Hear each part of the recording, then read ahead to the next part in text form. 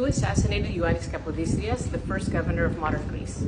I'm standing in front of the Church of Spiridonas, where on Sunday, September 27th, 1831, Giannis Kapodistrias was assassinated by his political rivals.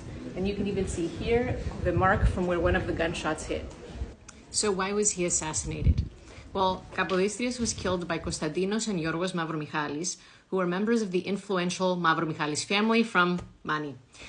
And now, what were the reasons for the assassination? Well, it stemmed from deep political and personal conflict between Kapodistrias and the powerful Mavromichalis clan, specifically over questions of power. And you can check out my other video on the War of Independence for a different angle on this issue.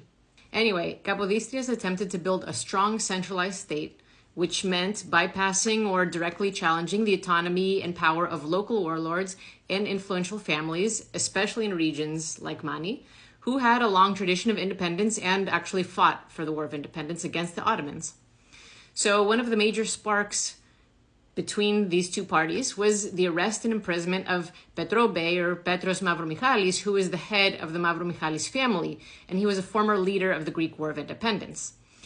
So Kapodistrias had him and his relatives jailed and accused them of defiance and disloyalty to the central government, because there was obviously a dispute over, well, we fought against the Ottomans and we were successful, so don't we deserve a piece of this pie?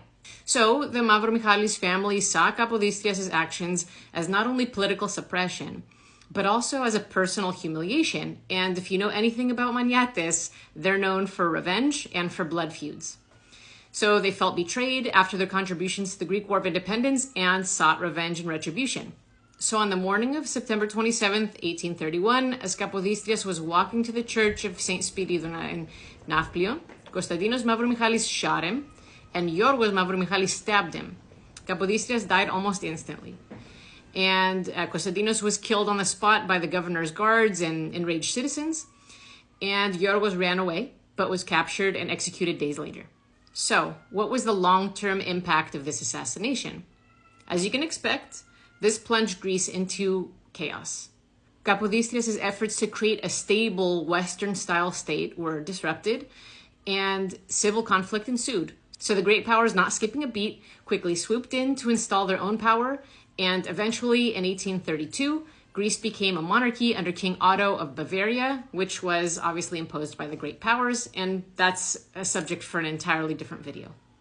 And this is just some of the beautiful Nafplio scenery next to the church.